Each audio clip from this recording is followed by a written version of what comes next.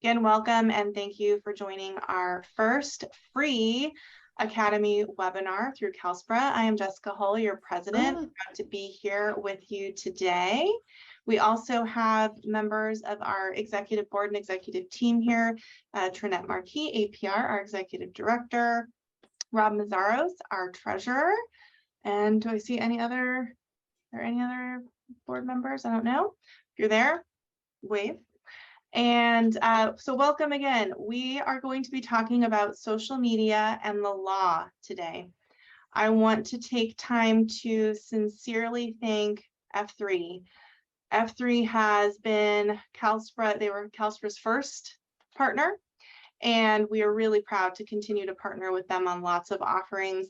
They provide our organization and our members key guidance on legal issues, like the webinar that they're presenting today, which they also presented with different presenters at our 2022 conference in Sacramento. So some of you may have attended that. We have a different partner with F3 today who's going to be outlining a few different pieces. So different presentation, same topic, different presentation. As I said, we will include a question and answer period to discuss your burning social media issues. But we're going to be first learning about how the law and social media intersect and what it means for your organization and your social media practices. It is now my pleasure to introduce our presenter. There we go. Gretchen Shipley. Gretchen is the managing partner in F3's San Diego office and chair of the firm's eMatters practice group. In this leadership role, she keeps the firm clients in front of legal issues that stem from technology in today's education environment. A respected legal leader in education law and technology, Ms. Shipley advises school districts and delivers workshops to students, employees, and district leaders nationwide on the promotion of cyber citizenship in the school community and the implications of cyber misconduct in the classroom and the workplace.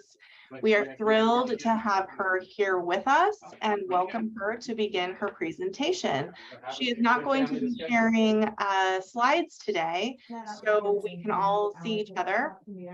And but we do have a link that Trinette is posting here in the chat to an outline. So I'm going to ask Gretchen to unmute and introduce herself and begin by referring to this outline. Thank you, Jessica. Thank you, CalSPRA. I'm thrilled to be here. Yeah, I posted an outline because then you can't see me if I'm screen sharing.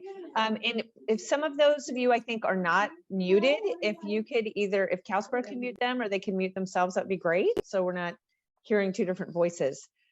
I am thrilled to be here. This is my favorite subject. And I heard that you all talked to one of my partners at your 2022 conference, but it's still a hot topic. There's actually been very recent developments in the law, so I'm happy to share those with you today.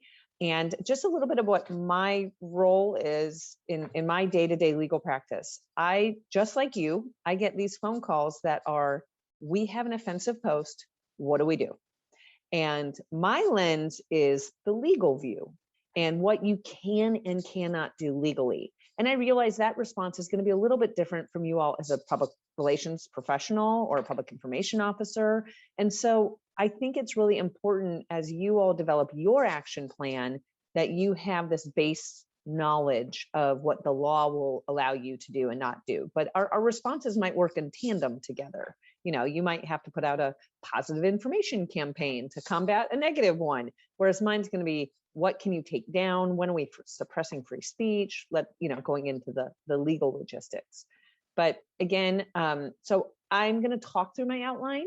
But if it helps you to follow along on a document that is linked for you.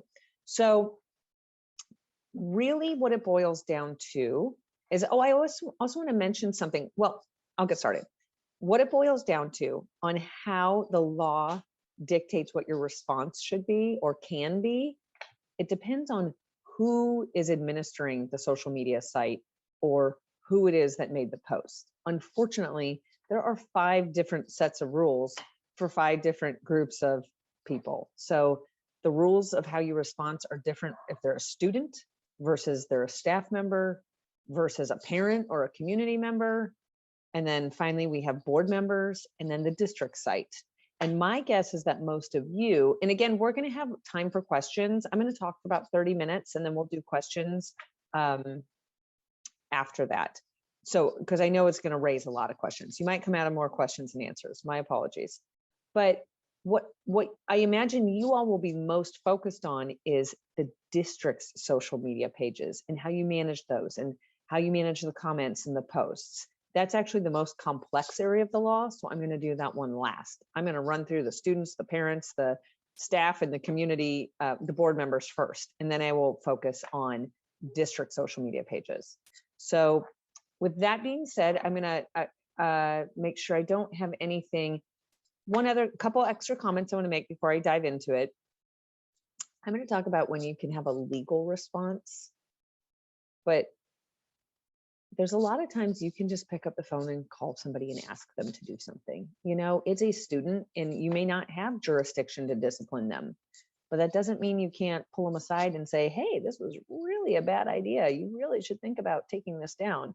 So again, I'm going to be talking about what the law allows you to do or not to do. And I realize there's a little bit more flexibility in real life on how you can politely ask a parent to take something down. Even if you can't legally demand it, you can always ask. And so we're going to kind of keep that in mind for the big picture here. And then I also wanted to share an additional resource that we put in the outline. We created a really short, maybe 5-minute video called Pause Before You Post. And it is a free resource for school districts. We represent school districts throughout the state. We probably have contracts with many of your districts. I think we work with about 500 school districts in California. So we may very well be already your legal counsel. If you all have questions and need to reach out, we're always happy to help. And I will put actually, I'm going to ask my colleague Denise to also put my email address in the chat in case you all do have follow-up questions. But there's a resource we created called Pause Before You Post. And the purpose is it's a 5-minute video if you want to share it with your staff, your board members, your students. It is stop and think before you post something, because very easily in the school district context, it could get yourself in trouble. So it's just a good reminder of the district saying, help us help you make good decisions. Okay, with that being said, I'm going to get to the first of our 5 groups. You know, we have 5 different sets of rules based on the groups. The first one is student speech. And the first question is, you get a post from a student, an offensive post, and usually the school district is asking, do we have the jurisdiction to remove the post or demand that they remove the post? And so the first question you typically ask is, well, did they post it while they were on school campus or while they were at a school activity? Clearly you would have jurisdiction. And what's so silly is that these rules about jurisdiction were made before smart devices existed. So it's geographically based, which makes no sense when we're talking about a smartphone. Why does it matter if you're on campus or across the street from campus? But either way, that's the rules that still exist. So if it was on campus during a school activity and it's an offensive post that violates your code of conduct, you can have the student remove it or you can discipline them for it. Secondly, the legal standard, the case law, talks about if someone has an off-campus post, they're at home and they're putting something on Twitter or Snapchat or whatever, when can the school district intervene and have them demand that it be removed? And it is if it is causing a substantial disruption on campus or is reasonably foreseeable to cause a substantial disruption on campus. So substantial disruption becomes the issue. When is it actually interfering with classwork? Are kids missing class? Are their grades dropping? Is there actually a substantial disruption? And the reasonable foreseeable standard is, look, if someone says, I'm going to come and shoot up the school tomorrow, yeah, well, that's reasonably foreseeable that it's going, or let's plan a walkout. We're going to plan it because the shootout's more of a threat. But I was going to mention a reasonably foreseeable would be, let's just have a walkout tomorrow. Well, is that substantially disruptive to the school? Is that going to interfere with classes? So in that case, it would still be speech that the district would have jurisdiction over. I do want to remind you, I have a case I want to tell you about, a recent US Supreme Court case, but there's certain types of speech that aren't protected free speech at all. Hate speech, threats, obscenities, you don't have to tolerate that, whether it's in your school newspaper or it's, anything that's happening in a chat room during an online class. That is not protected speech. The school district would have jurisdiction to have that removed regardless. But I did want to share with you, there was a US Supreme Court case called Moynihan, which is fascinating, but it was that the US Supreme Court took up this issue on when can a school district intervene on student social media. And in that case, you may have heard of it, a girl after school posted, I think on her Snapchat, F cheer, F softball, F school, F everything. And she didn't say F, she did the full word. And she was disciplined for it, and her parents filed a free speech lawsuit, and it made it all the way up to the US Supreme Court. But the ultimate takeaway was, did the school district have jurisdiction? And they applied this substantial disruption test and looked at, in fact, in that case, I think they found that her speech didn't cause substantial disruption on campus. And she did have a free speech right to be critical of her school experience, but it's kind of a bad result. But so I wanted to reference that Moynihan decision because it walks through student free speech on school campuses. It's very current, it's US Supreme Court. So the other thing you can do, and I imagine you all get involved in this, is not only, we're talking about when can you discipline a student, when can you demand that they remove it, you can also go to the platform. We have lots of naughty kids who love to make fake Instagram pages, and we send them cease and desist letters, because if they are impersonating the district, impersonating an employee, a teacher, or a principal, you're using your logo, you can certainly send them a demand letter, a cease and desist letter. You can also contact the platform and saying, they are impersonating us. This is copyright infringement. There's lots of grounds you can go through on the platform itself to have it removed. And then, so I think that pretty much covers it for student speech. I might move on to the next group and wait for questions. No, I'm not. Towards the end. Okay. This one's pretty short and basic. And again, the most complex one is district speech and the district platforms. That's why I'm saving that one for the end. But the next group that we're going to talk about, the second group, is your staff members. So when a district staff member is acting in their capacity as a teacher, they don't have a lot of rights. They are speaking on behalf of their employer. You have a lot of jurisdiction over what they can and cannot say. The real sticky issue becomes when they are on their own personal social media page, making what you would think is inappropriate comments, maybe inappropriate communication with students, and when can a school district intervene? Now that's mostly an HR issue. In this case, with students, if it's discipline, I'm sure you're going to refer it to the assistant principal, for the disciplinary side. And with staff, you're going to probably refer it out to HR. But I want to make sure you all have the PR element to this. So I want to make sure you understand what the legal requirements are. So with a staff member, they're going to say, is there a nexus to school? Did a student see it?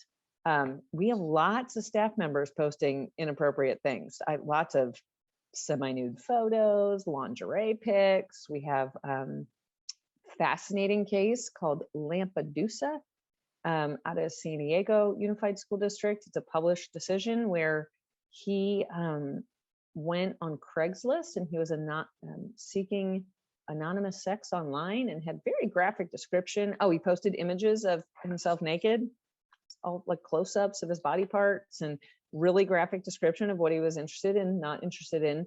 And the school district went to terminate him. He was a sixth grade teacher, and the personnel commission said, nope, no nexus to school. And then the district appealed it to Superior Court, and they agreed with the personnel commission. Nope, put him back in the classroom because there's no nexus to his job. We have no evidence the student saw it. And then finally it went up to the California Court of Appeal, and they upheld the dismissal. And the way that they made a nexus to his job is that his school principal had testified that when he saw the post, he lost confidence in this teacher's ability to be a good role model. And that really becomes the standard to staff, which is it's a high standard to meet, which is if what you're posting makes your employer think you're not a good role model to kids, it can cost you your job. And that sounds pretty unfair, but that's what that decision really says. And so it's a bit of a slippery slope. There's a lot of teachers who might be trying to make money, ends meet on the weekends, cocktail waitressing at Hooters. I mean, what is a good role model? I mean, it's pretty subjective, but I just want you all to know that's really kind of the legal framework around if you have a staff member on their own social media posting things, for a school district really to get involved, they really need to have jurisdiction. And to have jurisdiction, you need to have this nexus back to their job in some way. And again, you loop in your HR in that case. Okay, your favorite group, parents. Okay, I'm a parent in a school community. I know there's an election coming up. I know how out of control things are. Parents are vicious right now. However, on a community page, not a school district page, if we're talking about a parent is on their own personal social media, or they create their own social media page, a school district does not have a lot of jurisdiction legally to get involved unless these people really cross the line. And by cross the line, I mean, are they harassing somebody? Are they defaming them, threatening them? I mean, there are things, I'm not saying you can't do things, but you can't force them to remove it unless it is, again, is it hate speech? Is it a threat? Is it discrimination? In which case, not only can you ask them to remove it, you can also go to the platform and ask that it be removed. So let's say you've asked them, they won't take it down. You've asked the platform, they won't take it down. And it really is the type of speech that crosses the line. It's threatening, it's harassment. I made kind of a little laundry list of different tools that we use, sort of like a decision tree. First, we always ask the person to remove it. Secondly, we ask the platform to remove it. Third, you can do a demand letter or what's called a cease and desist letter, like take it down or we're going to sue you. If they still don't take it down, then your option is to sue them. And how do you do that? You file an injunction. An injunction is a lot like a temporary restraining order. You can go in short notice and ask a judge to enjoin them from having that post up. So we've had to do that. And then finally, if it's truly harassment or threat or violent in nature, you can refer it to law enforcement or even the district attorney's office. And so that list of tools is usually really reassuring to school districts and administrations when they're in the thick of it. And they get frustrated being told there's nothing you can do. Well, there are things you can do. It's just over time, things tend to de-escalate and we don't often get all the way to an injunction, but it is a tool and an option that's out there. Okay, next, our fourth group is board members. And there's actually been new statutory law and new case law on board member use of social media. And we have tons of people running for election right now. And if you live in a community like mine, it's getting ugly and very contested. But a few things I want to point out. What's happened recently and there's a new case out called Garnier, Garnier, and I put it in the outline. And we actually, now that I think about it, Denise, if you have the ability to also post our news flash about the Garnier decision, because it also has a video about board member use of social media, because we put together a news flash that you may want to share with your school board members. And CalSPRA will share it with you as well if you want to post it. But essentially what this decision said is they had school board members running for election. I mean, they weren't yet school board members. They were community members running for school board. And when they won, and when they became school board members, they continued to post about district business. I mean, real generic things like we have a space, here's what happened at the recent board meeting. Here's what's coming up at the board meeting. We have a space available on one of our committees for a community member. Just they posted about district business. And what the court decided was that created what's called a free speech public forum. And when you create because they are a public official or acting in a capacity as a public official, and they're talking about district business. And when you're doing those two things, you create a public forum. The challenge with a public forum is that you have to tolerate all kinds of speech, even if you disagree with it. Again, you don't have to put up with hate or obscenity to your threats, but you do have to, if someone's opinion is different than yours, you cannot block someone's speech. You can't block the speaker and you can't remove their post because you disagree with their opinion. And in the Garnier case, what happened is somebody would post, I think they said they posted 260 times in 10 minutes. I mean, over and over and over again, really awful, hateful things, but also over and over again. And so the school board member blocked them permanently. You can't post on my page.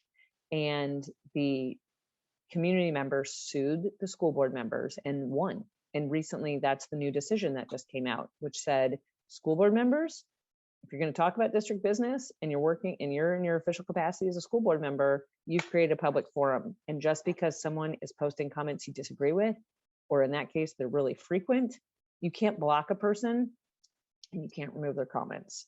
So it's helpful for school districts to be able to train new board members or even your existing board members on help us help you. If you're going to have a personal social media page, stick to personal business and keep your district comments on a separate site, and just know that you're going to have to tolerate comments from people that are opposed to you.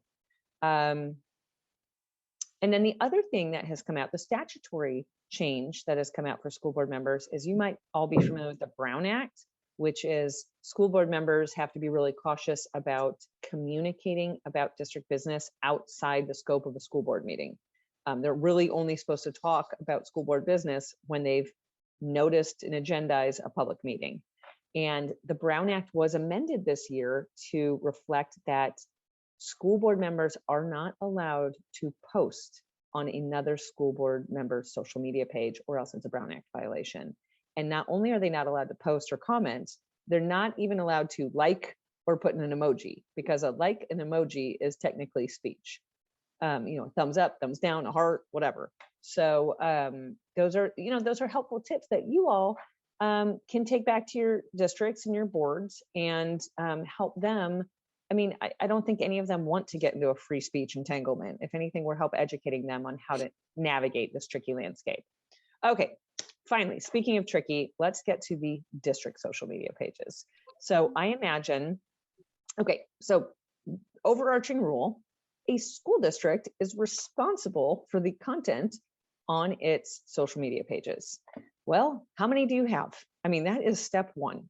I imagine for many school districts, each school site your district office may manage social media pages, but your school sites may manage social media pages. And it's not just one platform, it's probably multiple platforms. And then it kind of escalates, spreads out from there. Do you have ASB, booster clubs? Maybe teachers are running clubs, and they're all under the umbrella of this is a district social media page. And that's not wrong. It's just hard to manage if ultimately the district office is responsible for making sure that everyone's behaving themselves responsibly. And so it's a great idea to have guidelines that you put out for responsible use of social media. I mean, we were talking about staff earlier. You definitely can have staff responsible use guidelines to help them, and whether it's in their professional or their personal social media. And similarly, hey, if you're going to be running a district related site or a school related site, these are our expectations. And that is something that but step one is make sure that you know what social media sites are out there. The other piece is who's administering them, who has rights. There's going to be an offensive post and you are maybe asked to go in and investigate it, and you need to be able to figure out who even has access. Is it a student? Is it a parent? Did they graduate last year and now somebody else has it? Who's maintaining and tracking that? I think the district should know who are the administrators for each of the sites, because let's say it's an ASB site and you only know who was in charge of it last year, and now somebody else has taken it over, but you have a comment from a student that is highly inappropriate and needs to be removed. Maybe it's like a racial, offensive post. You need to get it down. Well, you need to know who to contact to have whoever's administering that site, or you need to have the rights to be able to go in and do that. So first, sort of like take an audit of your social media and figure out what you're working with. And then, again, I mentioned having guidelines about responsible use. Like, you can have a disclaimer. We will not tolerate speech that is threats or obscenities, or, these will be public forums. So you will have it. Well, here, sorry, let me back up a minute. Find out if the comments are turned on. You can have the comments off. You do not have to create a public forum on every one of your district social media sites. So you can decide on a case-by-case basis or blanket across the board. You can use district social media as a one-way communication. Hey, we just want to let you all know there's a football game coming up, or graduation, or here's our valedictorian. It doesn't have to be an interactive platform. So you can turn the comments off, and that is not blocking anyone's free speech rights, because it's not viewpoint based. It is an across the board, everyone's being treated the same. So you can turn the comments off. But if the comments are on, and this is a district platform, it meets that same standard we just talked about with school board members. You've created a public forum for free speech. So a school district in general will have to tolerate comments that are on any comments about district policy, including people who object to district policy, so long as there's not obscenities and threats. So just know that that's sort of the risk with having the comments available. But so let's see. So generally, you can't block individual people. There's a real problem with blocking people proactively across the board, because you're kind of blocking them before they've even had the chance to make an offensive post. But then if there's a post that runs afoul of school district rules or standards or expectations, you can remove those on a case-by-case basis and determine, is this free speech? Is this a threat, harassment, hate speech that we can have removed? Now, again, I'm talking about when you can force somebody to remove it. You can always just ask, hey, this isn't consistent with our guidelines and our standards. We'd really like you to take it down. And they might do it voluntarily. And you can also, I think I mentioned this already, but this concept of having a disclaimer with what your expectations are. You can usually put that somewhere like in the header of a social media page, or in a social media policy that your district might have. So that really kind of is the main framework. I know I threw a lot of questions at you, and you all probably have individual scenarios that you want to touch on, but I want to, I can see there's comments over here in the chat. So hiding a comment, it has to be viewpoint neutral. You cannot hide a comment if you object to what their viewpoint is. If they're like, our principal sucks, you have to leave it up there, because otherwise you're suppressing their free speech right. Because in sucks is an obscenity, is not an obscenity. But if it said like, I hate him, I want to kill him, that's different. That can be taken down. So, and I apologize in advance how nuanced some of these distinctions are. But so I'm going to go through some of the questions in the chat. Marie asked, can you allow comments on some posts but not others? So the rule is it has to be viewpoint neutral. I think it's really dangerous to start picking and choosing where you're going to allow posts and when you're not, because let's say you're going to allow posts about planning the graduation party, but you're not going to allow comments on the school board election. I just think you are choosing based on this particular issue, potentially someone's viewpoint, not to allow them to engage.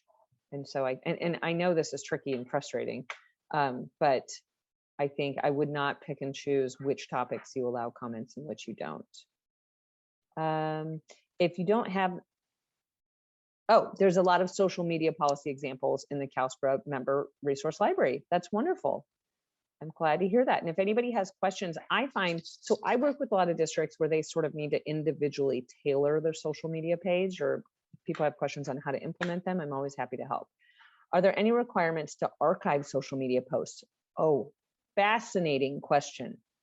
We're going to go, that takes us a bit into a left turn about archiving. I might come back to that question to make sure. So can we turn off comments midway through an ongoing thread? I would only do that. Yeah, I mean, anytime you turn off comments, there's going to be open-ended threads. I mean, if you're going to turn off comments, you should turn off the comment feature for everything. So it can't just be a thread on a conversation you all don't like, or don't like their opinions. Okay, what if they're making a comment that has nothing to do with the post itself? Can you hide it? So that's one where you can try. That's tricky. I mean, again, is it viewpoint? It's a public forum.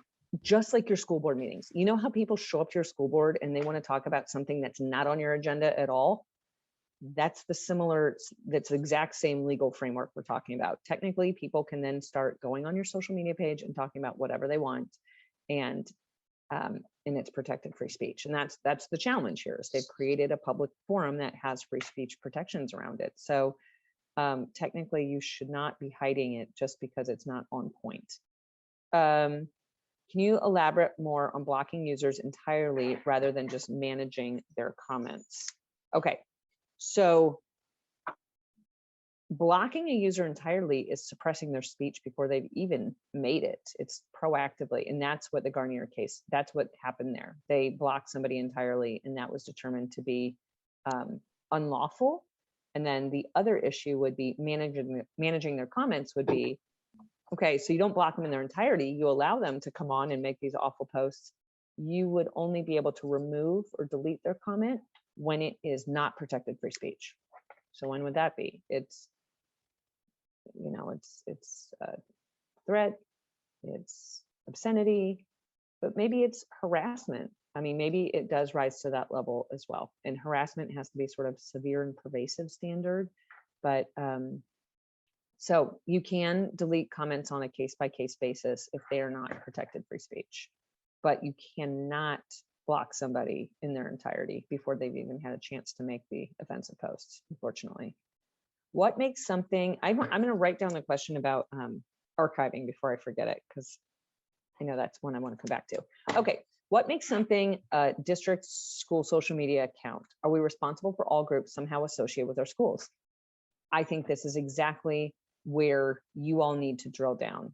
Do you want to wash your hands of your booster clubs, your PTAs, and say, have them put a disclaimer? Here's the expectation, like the district is not managing this. We are not monitoring it. You all, you know, and put all the responsibility on them. And they may need to post a disclaimer that says, this is not a school or school district managed social media page.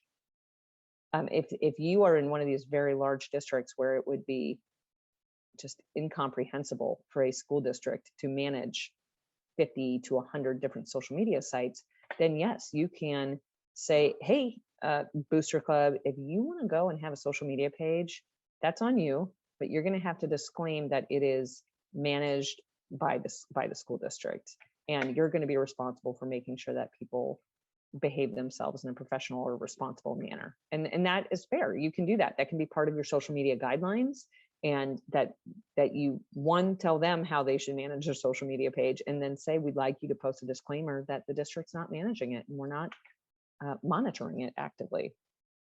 I have a question about, for board members, can you please clarify if it makes a difference whether the Board of Education member's social media page is personal and not open only by request as an individual?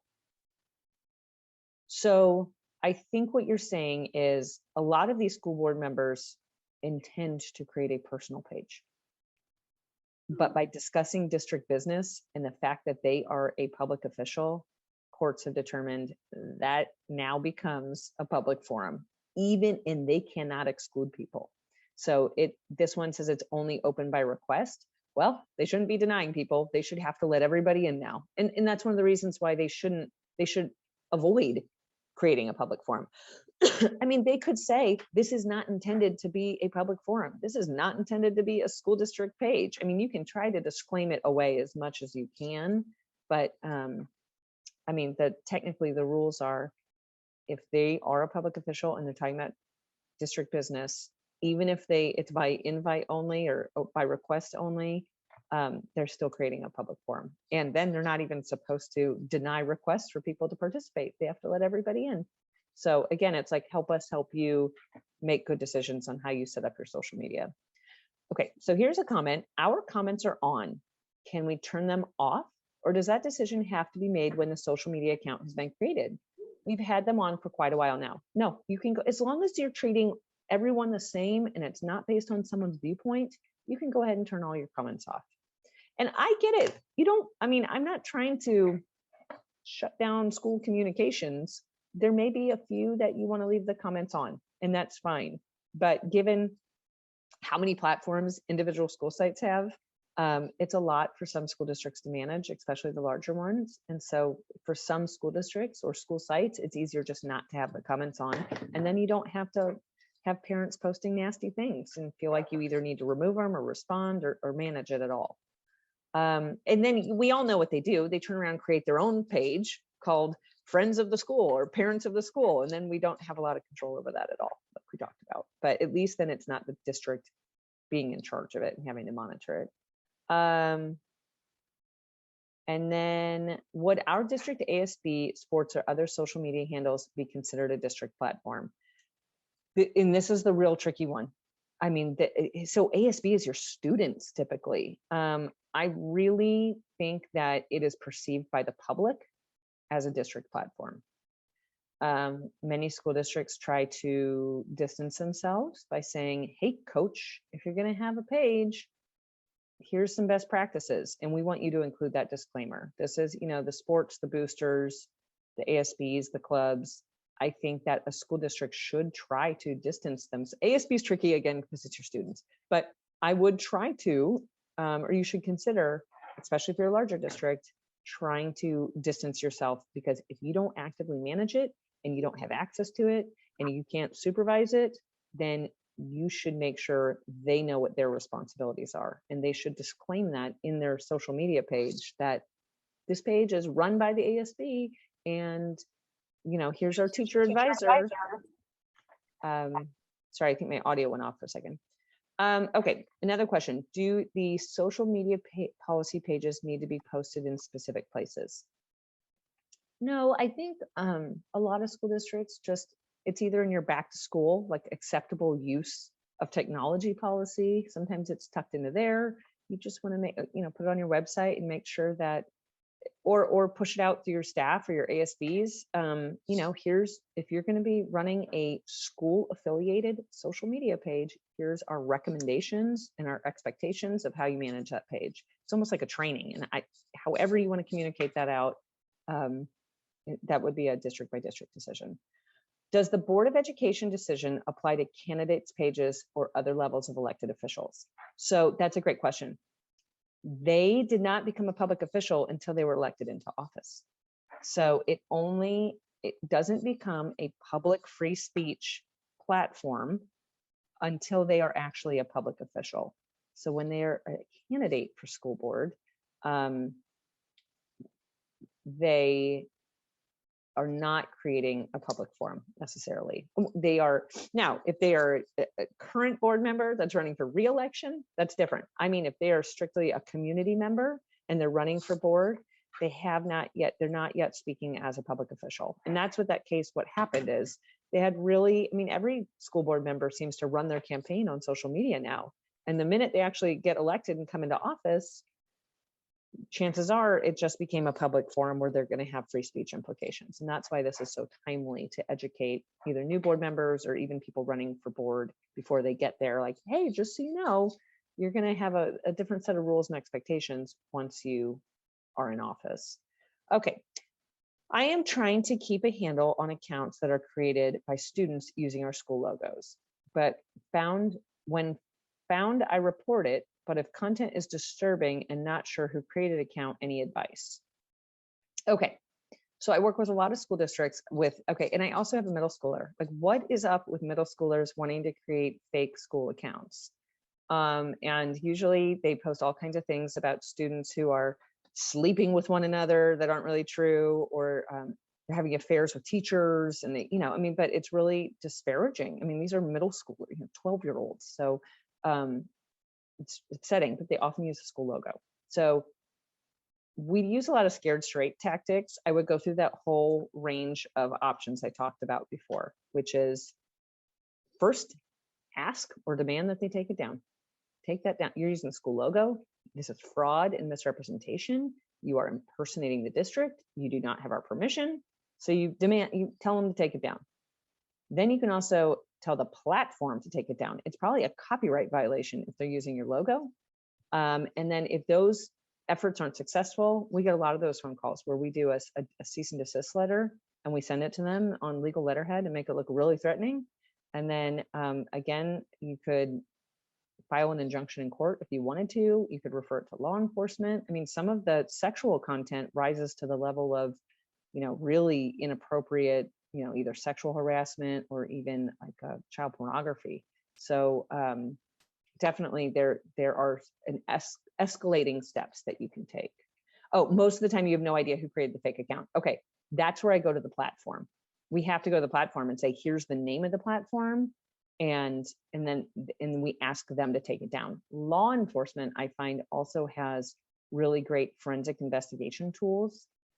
We've had them just be able to track down students' names, addresses, homes based on their some of their accounts. So, but yes, that's where you would ask the platform. Would it be possible to get a sample cease and desist language for these scenarios? I will talk, I'm writing one today. Yes, I will. They usually come from our law office though. That's the hard part. But I guess we could do a demand letter from a school district. It's case by, you have to fill in the facts. I mean, what are the laws that apply? Are you impersonating the district? Are you using their copyright? Are you defaming somebody? What law you're threatening them with kind of depends on what they're doing. But I'll see what we can come up with for sure. We could do a choose your own adventure cease and desist letter, I suppose. Okay, we have reported account after account and they're still up. Well, you might want to work with your legal counsel then, because I definitely, that's a lot of what I've had to do is had to get them down. And so I don't know, this is coming from Marie. You may be one of the 500 school districts we have a contract with. So if you want to reach out to me afterwards, I'd be happy to help. And I know that we are really running up against time. So I want to get just these last few questions and then I want to get back to the archiving piece because that one's pretty tricky. Okay, once it's reported to the platform, how long does it take to have them taken down? It really depends. Okay, I will tell you, law enforcement has a lot more success getting through to the platforms than just a school district or a lawyer does. And the reason is, what do you do when someone posts nude images of a child? I mean, that is get it down immediately. And so that's where you would go through law enforcement. I mean, if it's straight up a crime, then you would need to, law enforcement usually is more successful in having them taken down immediately. And let me tell you, their standards of what's inappropriate is a lot different than what a school district standards are. It is hard to get a platform to take them down. But again, things like a copyright violation are sort of a gimme legal violation, but calling somebody gay isn't necessarily, that might violate school rules, but it doesn't violate their First Amendment standards. So, whether it's true or not, or, is that bullying? They're not really focused on bullying. They're looking at they only take down the most egregious things, unfortunately. Okay, our district does not have an Instagram or TikTok, but it's been reported they're unauthorized accounts. Can you report to those platforms even without an official account? Yes, I report that. And sometimes you may have to, if you don't have an account, you may have to work with a law firm to get an account, or you create one just for the purpose of reporting. But yes, you can go through them. Choose your own adventure. Cute. I know I'm aging myself. Okay, I want to get back to the question about archiving your social media. I'm trying not to bash any vendors selling you all things out there, but there is no overarching requirement that you archive your social media. This has come up, and I have seen some presentations by vendors that look threatening and to me are misrepresenting the law. I get it when you get a Public Records Act request that public records may include social media, but public records are only those records that are maintained by the district and relate to district business. So your social media page relates to district business, but it doesn't have to be maintained in the first place. So if you start archiving it, then you are maintaining it. And if you get a Public Records Act request, then it's only creating more documents for you to have to go through. So I think their sales pitch is, hey, we'll make it easy for you to respond to these Public Records Act requests because we'll archive it all for you and maybe make it searchable and you can pull all these documents up. But in my opinion, you don't have an obligation to maintain it in the first place. The only times when you would be maintaining a record from your social media is if it otherwise was a school record. It's being used for discipline and you put it in a student's disciplinary file. It's being used for a personnel matter and you print it out and put it in their personnel file. Otherwise, on its own, your social media page is not necessarily a school record that's responsive, that has to be maintained. Now, again, I don't want to confuse you. If you are maintaining it and there's a Public Records Act request, you then, it may be a record that has to be produced, but there's no affirmative duty at the outset to go ahead and archive it. So can you? Yes. Do you have to? No. Okay. Last question. Facebook creates unofficial pages and it feels like those are a huge liability even when they aren't. Yes, I know. There's one for my law firm. I don't know if you can dismantle them or request that Facebook remove them. I actually haven't encountered that before, but yes, they do create unofficial pages. I mean, I think the fact that they say unofficial is your defense that it's not the district's page. We never said it was. Facebook created it. But I know you all probably have so many more questions, and I know really, like the example of the cease and desist letter, these are very fact-specific situations where I know that you're going to have scenarios of kids doing really specific things. And I'm more than happy to answer questions. And you all might already know that F3, we have a whole communications department, and our communications department is comprised of former school board members and public relations professionals.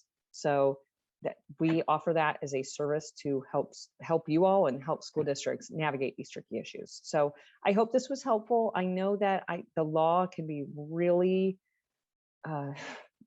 strict and a challenging lane to navigate, because what your job encompasses is so much more than that. But I really hope that this was a helpful foundation and framework so you all can know how you can and should respond to some of these situations. But I'm going to go ahead and type my email address in the chat so you all have it. And if you have any follow-up questions, please don't hesitate to reach out. Gretchen, thank you so much. You're getting a lot of kudos in the chat saying this is the most informative webinar they've had in a very long time. So very, very thankful to you and to F3 for this. We did record the webinar. We will be sharing that with everyone who registered, as well as sharing out the Managing Social Media Legal Summary that Trinette just threw into the chat. I think this conversation starts a million other questions, right? But it's great. It's great to know what questions we need to be asking and how we need to proceed. So I think this is probably the first in many series of conversations about this topic, because we all have different pieces of management for this. We all have different size districts and all of those different pieces that just change this conversation. So I think we'll have many more conversations about this, and hopefully we will have a conversation about this at our 2023 conference. As we did at the 2022, it was highly rated, why we brought it back to the Academy series. And yes, so please. So Gretchen, thank you again. I know you need to leave. Thank you so much. Absolutely. And the compliments coming from public relations professionals, it's a take to heart. So thank you very much. All right. Well, it's great to see all you all. Hopefully we'll talk again soon, and I will see you at your conference. Great. Thank you again so much. And a few other plugs for CalSPRA. On Friday, October 28th, we do have an office hour from 9:30 to 10:30. Please sign up for that office hour if you are considering signing up for presenting at our conference. So if you are going to answer the call for presenters, you've never responded before, you don't know how, you think, well, I might not know how to present, I might not have a good enough topic, hop on, Trinette and I will be there and we can walk you through what sorts of presentations we're looking for, how you can participate, how you can complete the call for presenters Google form, and we'll make it easy for you. So we want as many of you to be submitting proposals as possible. Also, don't forget, Halloween is the last day to register for the conference at the early bird rate. Please register for the conference. Please book your hotel room. We are running out of hotel rooms already. So please book your hotel room. If you have any problem booking your hotel room, please reach out to the CalSPRA admin account and we can get you signed up. Thank you all for being here. I think, Trinette, did I hit everything I was supposed to? Okay, so thank you all for being here. Have a really great Friday and a safe and happy weekend, and we will see you all soon. Thank you.